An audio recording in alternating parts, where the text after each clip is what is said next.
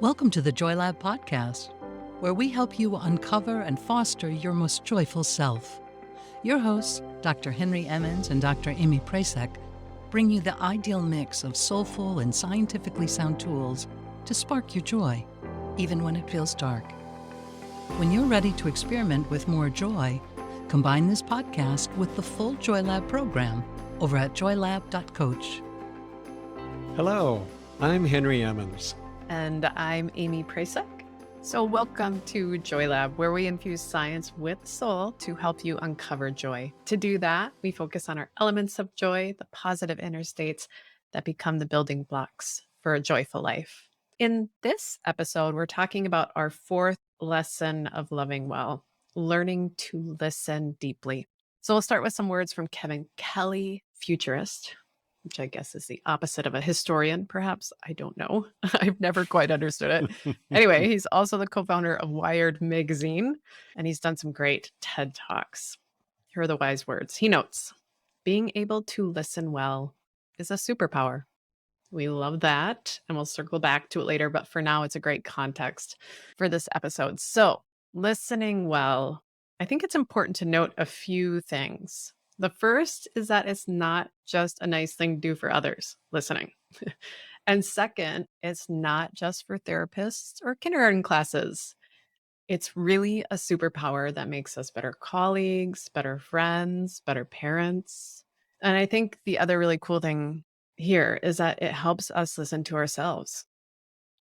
You can know what you really want and how to get more meaning and purpose in your life. It grows love. And we really practice this in our dialogue with your soul experiment in the Joy Lab program. So some of you who are in the program with us, maybe you're already really practicing your skill of listening deeply. It's a powerful experiment. But Henry, let's talk about how we can all access this superpower of listening. Yes, I love this topic. Several years ago, I worked with groups of health professionals in a program through the Center for Spirituality and Healing at the University of Minnesota. Some of the listeners know about that. We called our program The Inner Life of Healers, and listening was really one of the core skills that we worked on in all of these retreats. Now, you might be a little bit surprised to know what minimal attention there is in medical training to actually being a good listener. Yikes. It is such an important skill. And not just clinicians, but everybody. We miss so much when we don't really listen to others, like our patients. Mm.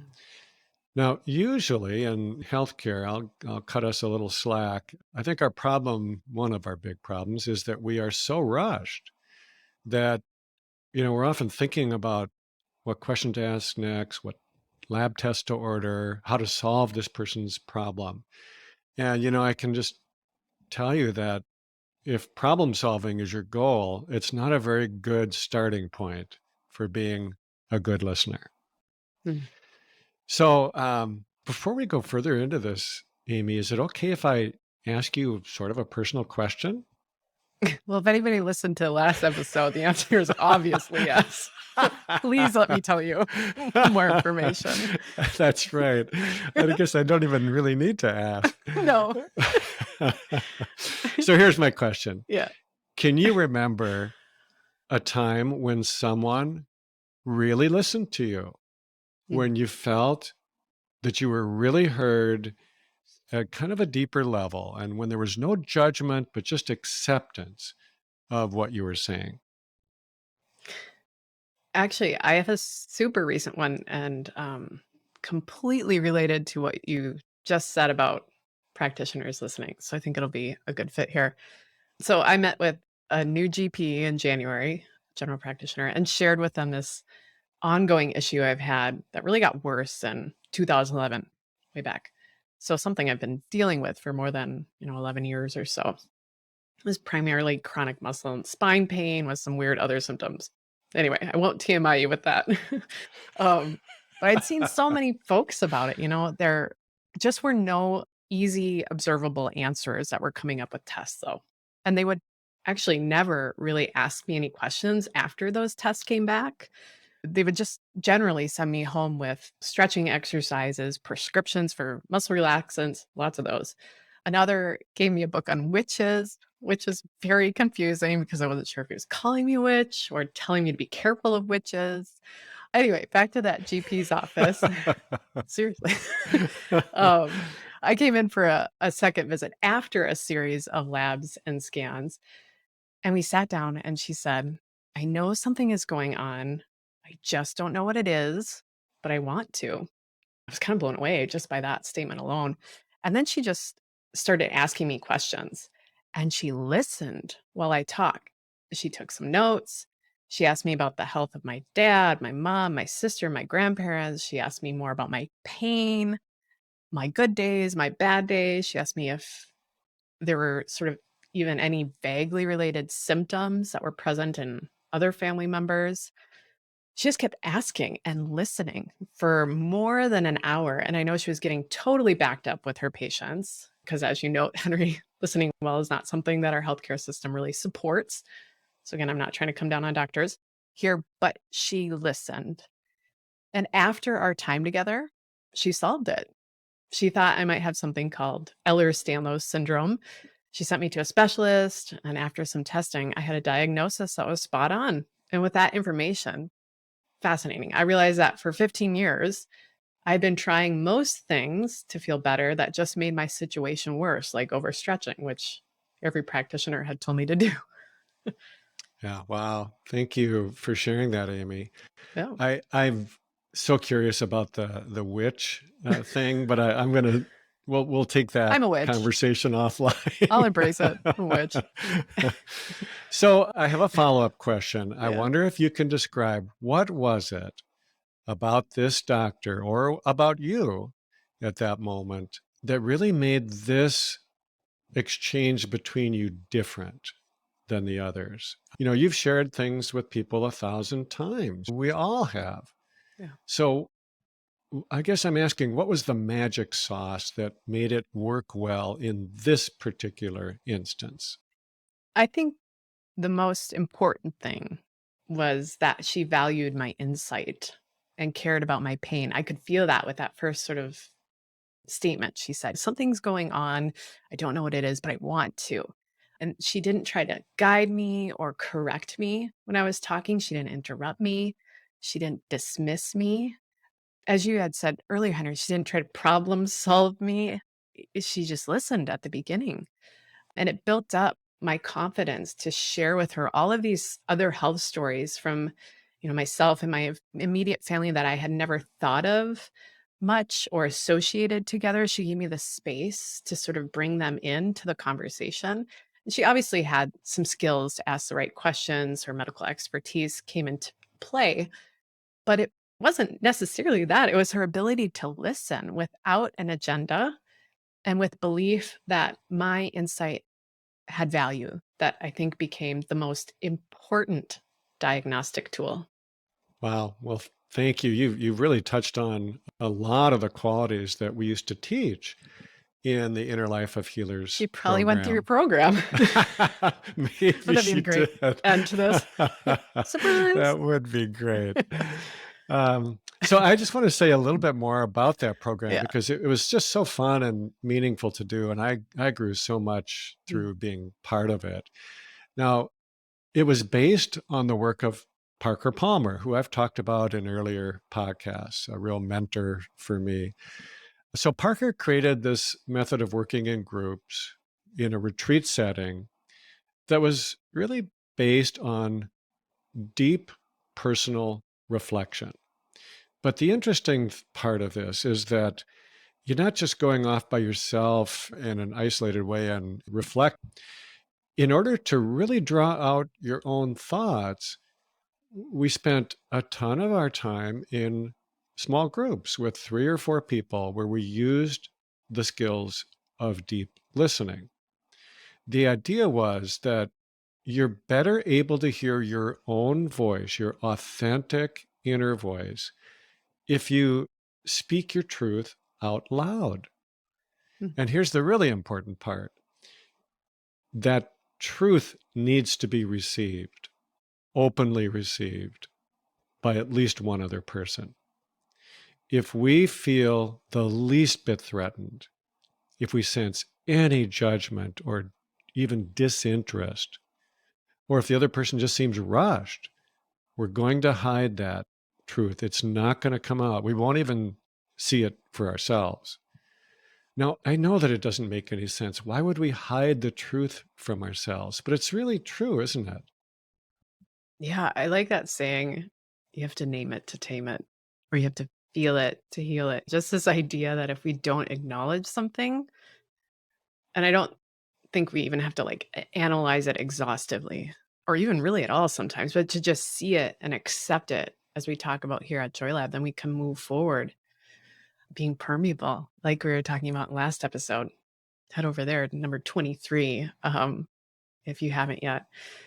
I remember when I was at a therapy appointment 3 years after my dad died, I was explaining to the therapist that my childhood was perfect prior to that moment that my dad died.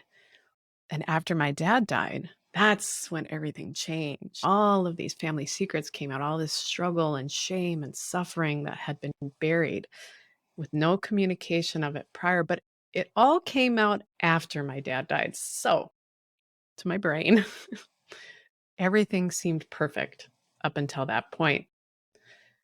And the therapist said to me, I don't think it was perfect before your dad died, whatever perfect is. And it was like the most obvious thing an external observer could say. But for me, embedded in it, I just couldn't see it, or I didn't want to see it, like you were just referring to, Henry. But after the therapist said it, it was like someone pulled a shade open and I could see out the window and I could see or see in the mirror. It just became more clear. Yeah, it wasn't perfect that day. That moment my dad died was just the moment where it all kind of exploded. And I was hiding that truth, I think, with the desire to keep something that felt right or good or normal on paper, which I think can be a lot of those motivations to sort of tuck things under the rug. But once I opened up to that truth, that it wasn't perfect when I could see it, then I could actually as well see the stuff that was joyful before his death, truly joyful, and the stuff that was really hard and sad and unhealthy. And that's when I started my healing. And I read your book, Chemistry of Joy, 2 years later, Henry. Oh, well, thanks. I hope it was helpful. It was. Like I said in our last episode, much of that book came directly out of my own experience with real pain and loss, which I think is why it feels authentic to a lot of readers. Yeah. So there was this particular exercise that we did in our retreats, which for most people was, I think, the peak experience of the retreat. It's called a clearness committee. It was adapted by Parker Palmer from the Quakers. He was a Quaker himself. And clearness committees are meant to help someone who has some sort of important life question, or maybe they're at a fork in the road and they just don't know what to do. They have a decision to make that they just can't make. All of us have been there. And we know that the next steps we take are going to be important. We just don't know what steps they should be. So I won't go into too much detail about this, but it's a really remarkable process. And it is definitely one of the times when I personally felt really listened to. So for 2 whole hours, when I was the focus person, I was their sole focus by 5 or 6 other people sitting in this circle. And let me tell you, 2 hours is a really long time to have the undivided attention of that many people. In fact, at first, it felt kind of uncomfortable, a little bit awkward. But the further I went into it, the more it began to feel luxurious, kind of like I was being showered by their attention. Mm. So for about the first 15 to 20 minutes, we're given these instructions. I was able to talk about this issue, dilemma, life turning point, the stuff I was struggling with, give some background, describe the things I'd tried, explore, where was I feeling stuck. And during this time, the group's only assignment, they were given these very clear instructions, was to listen without interruption, no questions, no nothing, just to sit there and take it in. They weren't supposed to utter a word. And after that, for about 90 minutes, the group could ask questions of me. In fact, that was the only thing that they could do. During that time, they could not give advice. They weren't supposed to share anything from their own stories. They weren't supposed to make any suggestions. Only ask questions. Mm. And it's amazing what that does in terms of bringing more out of a person. Now, this is important. There's this distinction that we make that the questions are supposed to be real questions. And that means it's something they actually felt curious about, not something that they thought they already had an answer to, and were trying to just lead me to that conclusion. And also not something that could be answered with a yes or no. It needed to be an open-ended, honest question. Mm. And then for the last 15 minutes or so of this experience, then the group could give me feedback. And I just sat there and listened, and I wasn't supposed to say anything. So during that time, they had taken notes. They were told they could take notes during the question and answer period. And they often would read back something that struck them as important. They wouldn't give any evaluation of it. They would just read it back, often word for word, as I had said it. And then any feedback they gave me was not supposed to be critical feedback, no suggestions or advice or anything. It was just positive and kind of maybe reflecting things back from my own voice. It was really powerful to hear the things I had said that I didn't quite know were in me. It kind of made me realize that I had more answers within me than I knew, and more wisdom than I probably knew. I love that process so much. I had to pull up a quote here that just sort of described this experience for me, Henry. So it's from author Sarah Dessen. She says, "This is the problem with dealing with someone who is actually a good listener. They don't jump in on your sentences, saving you from actually finishing them, or talk over you, allowing what you do manage to get out to be lost or altered in transit. Instead, they wait. So you have to keep going." Isn't that good?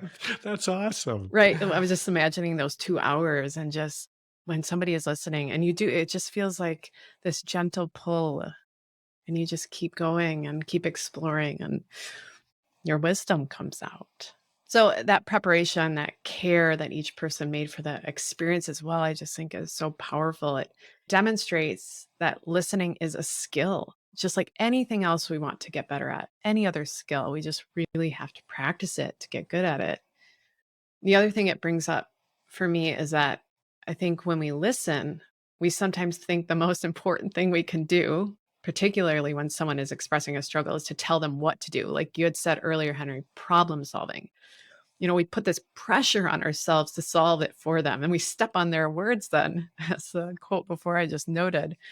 And I think it shuts down our listening skills. Certainly, it shuts down the communication skills both ways because we're just more focused on what we're going to say. I know I've been there a million times. I'm listening 50%, maybe 40, and the other 60 or so is, what am I going to say? What am I going to say? But to imagine this experience and to imagine the times when we've really felt listened to, it is just this gift of undivided attention. That's that gift. It's not advice. It's more about giving time and presence and just honoring that other person.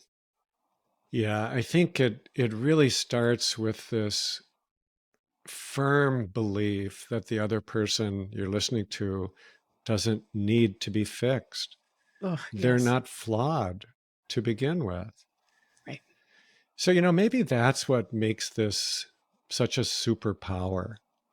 I want to circle back to Kevin Kelly, who we started out with.